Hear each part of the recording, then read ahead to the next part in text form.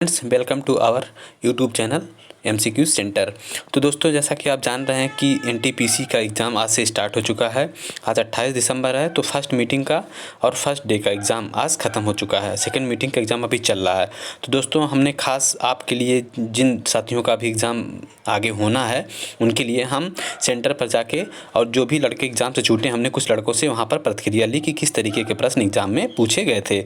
तो दोस्तों, बिना देर किए हुए हम स्टार्ट करते हैं कि आखिर इस एग्ज़ाम में किस तरीके के प्रश्न, कौन सा पैटर्न ये फॉलो किया जा रहा है, कैसा प्रश्न पूछा जा रहा है, हम आपको इस वीडियो में बताएंगे। तो दोस्तों, शुरू करते हैं, हम प्रश्न की तरफ बढ़ते हैं।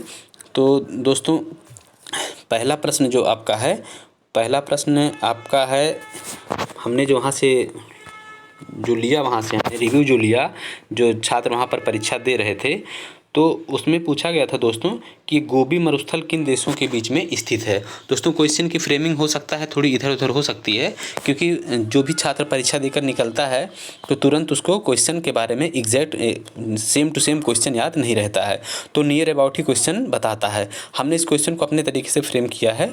तो क्वेश्चन ये भी हो सकता है कि आपका डिट्टो ना मिले, क्योंकि और भी हो सकता है किसी कोचिंग में और कुछ बताया जाए, लेकिन ये समझिए कि हाँ, इससे संबंधित प्रश्न पूछे गए थे। तो दोस्तों, इससे था गोबी मरुस्थल किन देशों के बीच में स्थित है। तो दोस्तों, इसमें जो है, इसका आपका उत्तर जो है, ये आपका उत्तर जो है ये होगा इसमें चीन और मंगोलिया, चीन प्लस मंगोलिया। अब इसमें दोस्तों हो सकता है ये पूछा रहा हो कि कहाँ तक इसका विस्तार है। तो दोस्तों, जो भी होगा, मतलब इससे संबंधित आपका बस पैटर्न आप समझिए। तो ये प्रश्न पूछा गया था। अगला दोस्तों आपका प्रश्न था ये, इसरो का मार्स मिशन कब प्रारंभ हुआ। तो दोस्तों, इसरो का मार्स मिशन जो है आपका, इसरो का मार्स मिशन प्रारंभ हुआ 5 नवंबर 2013 से, यानी 5 नवंबर 2013 से प्रारंभ हुआ। अगला प्रश्न है दोस्तों आपका, सुकन्या समृद्धि योजना किससे संबंधित है। सुकन्या समृद्धि योजना किससे संबंधित है। तो दोस्तों, सुकन्या समृद्धि योजना ये जो है आपका, ये है ऐसी लड़कियों, शादीशुदा लड़कियों के लिए और उनकी उच्च शिक्षा से ये संबंधित है। ठीक है, लड़कियों की शादी और उनकी उच्च शिक्षा से यह संबंधित है। तो अगला प्रश्न है दोस्तों, रेलगाड़ी से 2-3 प्रश्न पूछे गए थे कि जैसे आप जानते हैं कि अगर कोई रेलगाड़ी पुल के इधर से एक रेलगाड़ी चल रही है और एक रेलगाड़ी पुल के उस पार से चल रही है, तो इतनी स्पीड से दोनों चल रही हैं, तो कितने समय पर वह जा कर के मिलेंगी। तो इस तरीके से दोस्तों 2-3 प्रश्न रेलगाड़ी से संबंधित पूछे गए थे। और दोस्तों, ये पूछा गया था प्रश्न कि दक्षिण अमेरिका में स्थलरुद्ध देश कौन से हैं। उसमें दोस्तों विकल्प में रहा होगा, कोई एक देश रहा होगा कि जो कि स्थलरुद्ध रहा होगा और सभी स्थलरुद्ध नहीं रहे होंगे। तो दोस्तों, हम आपको बता दें कि दक्षिण अमेरिका में 2 देश हैं जो स्थलरुद्ध हैं। पहला है आपका पराग्वे और दूसरा है बोलीविया। ये दोनों 2 देश हैं जो स्थलरुद्ध हैं दक्षिण अमेरिका में। तो दोस्तों, अगला है यूएनओ का स्थायी सदस्य कौन नहीं है। तो दोस्तों, इसमें आप जान लीजिए कि यूएनओ के स्थायी सदस्यों की संख्या जो होती है वो 5 होती है। अब उसमें दोस्तों विकल्प में रहा होगा कि कौन नहीं है, तो आप ये जान लीजिए कि कौन कौन हैं। अब उसमें से अगर और कोई नाम पूछता है तो आप उसमें से उसको टिक कर सकते हैं। तो इसमें स्थायी सदस्य इसके दोस्तों जो हैं, इसमें है चीन है, फ्रांस है, रूस है, उसके बाद यूके है, उसके बाद अमेरिका है। ये 5 इसके स्थायी सदस्य हैं।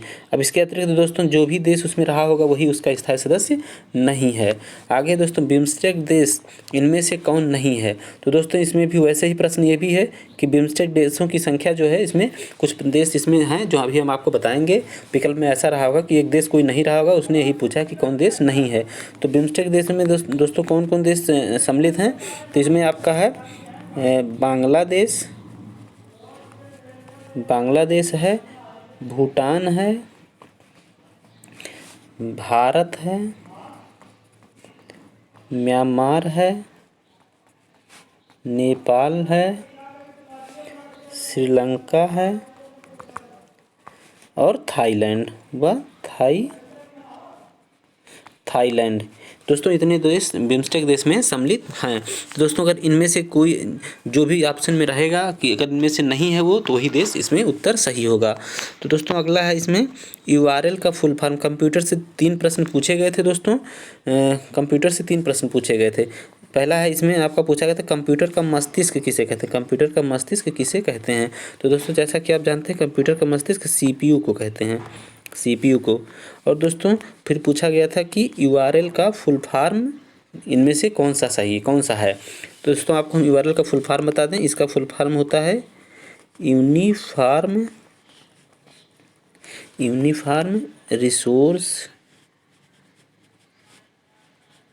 Resource locator, uniform resource locator.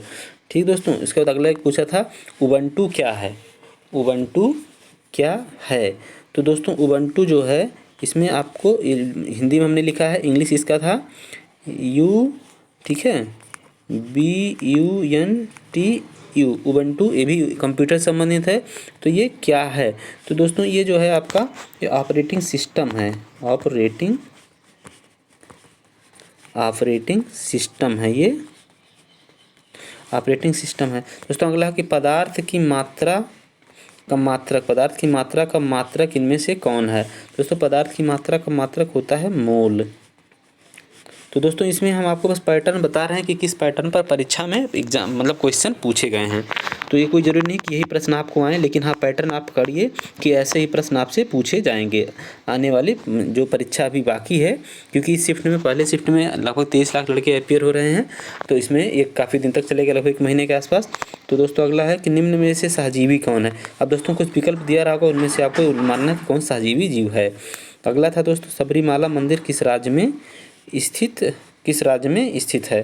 दोस्तों सबरीमाला मंदिर जो है उस बीच में काफ़ी चर्चा में रहा, ये जो है ये केरल में स्थित है, ये केरल में स्थित है। वहाँ पर महिलाओं के प्रवेश को लेकर के न्यायालय ने आदेश दिया था, उसको लेकर के काफ़ी राजनीतिक चर्चाएं हुई। तो दोस्तों अगला प्रश्न कि बैंक ऑफ बड़ौदा में किन 2 बैंकों का विलय किया गया। बैंक ऑफ बड़ौदा में किन 2 बैंकों का विलय किया गया, इस पर आपको हम बता दें। इसमें जो है पहला है विजया और दूसरा है विजया प्लस देना बैंक, ये दोनों बैंकों का उसमें विलय किया गया। तो दोस्तों अगला जो है प्रश्न आपका, अगला जो है ये प्रश्न आपसे यहाँ पूछा गया था। अगला जो क्वेश्चन है हमने जो आपके लिए तैयार किया है, इसमें था कि 55वां ज्ञानपीठ पुरस्कार किसे दिया गया। तो दोस्तों 55वां जो ज्ञानपीठ पुरस्कार है वो आपका जो दिया गया वो है मलयालम कवि अक्कीतम को दिया गया ये 55वां ज्ञानपीठ पुरस्कार। अगला दोस्तों खेलो इंडिया का आयोजन कहाँ हुआ। तो दोस्तों खेलो इंडिया का आयोजन जो हुआ गुवाहाटी में, असम के गुवाहाटी में ये आयोजन हुआ। दोस्तों अगला है संसद में सदस्यों की अधिकतम संख्या कितनी हो सकती है। तो दोस्तों संसद में अधिकतम सदस्यों की संख्या हो सकती है 552। तो दोस्तों अगर हम पहले के हिसाब से देखेंगे तो 552 मैक्सिमम हो सकती है। लेकिन ये दोस्तों तब था जब ये आंग्ल भारतीय जो 2 सदस्य नियुक्त होते थे, नामित होते थे, जब वो उनकी होती तब। लेकिन दोस्तों वर्तमान में संशोधन हुआ जिसके द्वारा उन दोनों लोगों को जो नामित होते थे अब भारत से उनका पद समाप्त कर दिया गया है। तो हो सकता है अगर संशोधन होगा, अगर 550 भी दिया होगा तो दोस्तों वो भी सही हो सकता है। तो अगले प्रश्न की तरफ दोस्तों बढ़ते हैं। रीजनिंग के दोस्तों नंबर सिस्टम से 3-4 क्वेश्चन आए थे, उसको आप समझ लीजिए कि रीजनिंग से क्वेश्चन 3-4 आते हैं। अगला है इग्न से भी 2-3 क्वेश्चन आए थे दोस्तों, सिंप्लीफिकेशन से भी 3-4 क्वेश्चन आए थे, 3-4 क्वेश्चन सिंप्लीफिकेशन से आए थे। तो दोस्तों इसमें से और भी था कि निम्न में से सबसे कम उम्र का राष्ट्रपति, यहाँ हमने नहीं लिखा पूरा, सबसे कम उम्र यहाँ लिखना चाहिए था, सबसे कम उम्र का राष्ट्रपति कौन है।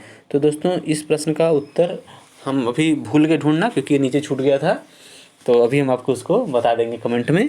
तो दोस्तों इस तरीके के प्रश्न पूछे जा रहे हैं। तो आप ये समझिए, एक क्वेश्चन दोस्तों और छूट रहा है। एक क्वेश्चन पूछा गया था कि अगर किसी वस्तु का जो द्रव्यमान है पृथ्वी पर, तो क्या चंद्रमा पर उसका द्रव्यमान वही रहेगा या बदल जाएगा। तो दोस्तों आप जानिए कि उसका द्रव्यमान तो ही रहेगा, क्योंकि भार सिर्फ बदलता है, क्योंकि वहाँ पर ग्रेविटी कम है पृथ्वी की तुलना में। तो दोस्तों अभी के लिए इतना ही, और आप इसको देखिए, पैटर्न को समझिए, उस हिसाब से पढ़ाई करिए, और हम अगली मीटिंग के लिए आपके लिए प्रयास करते हैं। वो भी परीक्षा छूटने वाली है, तो हम फिर वो क्वेश्चन आपसे जो भी वहाँ से बन पाएगा ला करके आपको फिर बताएंगे। दोस्तों आज के लिए इतना ही, नमस्कार, धन्यवाद।